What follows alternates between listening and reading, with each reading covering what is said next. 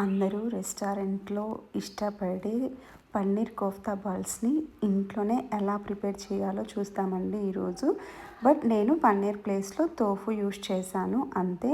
So ఇప్పుడు చూపించినట్లుగా first కొంచెం జీలకర్ర, బిర్యానీ ఆకు, అనాస పువ్వు, చెక్క, లవంగాలు వేసుకొని అలాగే వెల్లుల్లి, అల్లం కూడా వేసుకోవాలండి. తర్వాత ఆనియన్స్, టమాటాస్ కూడా వేసేసుకోవాలి. ఒకటేసారి వేసుకోవచ్చండి, వేగిపోతాయి. మనము ఇలా వేసుకున్న తర్వాత దీంట్లోనే కొన్ని జీడిపప్పులు, బాదం పప్పులు కూడా వేసేసుకోవాలి. ఇలా వేసుకున్న తర్వాత ఇవి మగ్గేంత వరకు మనము కొంతసేపు మగ్గించుకోవాలండి. ఇవన్నీ మగ్గడానికి ఒక 10 నిమిషాలు టైం పడుతుంది. ఈ లోపలలో నేను ముందుగానే ఆలూని ఉడికించి పెట్టుకున్నాను. ఇవి ఆలూతో తోఫు కలిపి మనము బాల్స్ చేసుకోవాలన్నమాట. సో అవి తోలు తీసి పక్కకు పెట్టుకున్నానండి. ఈ లోపల ఇవి కొంచెం మగ్గిపోయాయి. దీంట్లోనే ఉప్పు, కారము, జీలకర్ర పౌడర్ వేసానండి. వేయించి చల్లబరిచి మిక్సీ పెట్టిన జీలకర్ర పౌడర్, అలాగే కొరియాండర్ పౌడర్ కూడా వేసేసి కలపెట్టుకున్న తర్వాత కొన్ని వాటర్ పోసి కొంతసేపు ఉడికించుకున్నానండి. సో లాస్ట్లో కొత్తిమీర కూడా వేసేసి అది కూడా కలుపుకున్న తర్వాత స్టవ్ ఆఫ్ చేసేసాను అనమాట.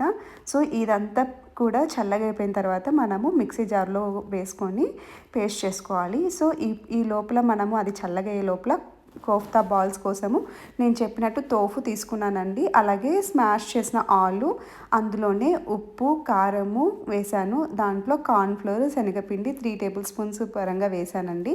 అదంతా కూడా మిక్స్ చేసుకొని వీటిని బాల్స్ లాగా చేసుకోవాలి అంతే.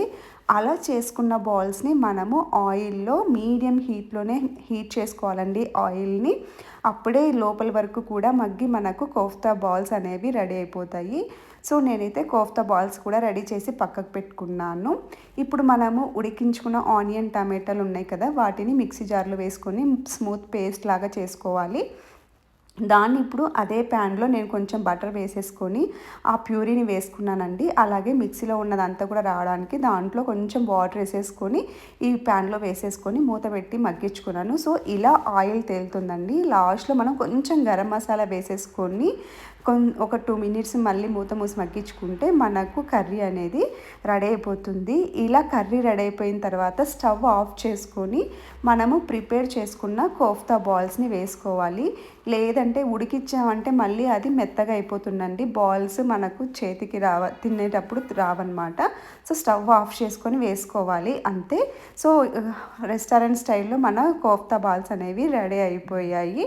దీన్ని మనం ఇప్పుడు చపాతీతో కానీ పరాటాతో కానీ తిన్నా బాగుంటుంది. అంతేనండి.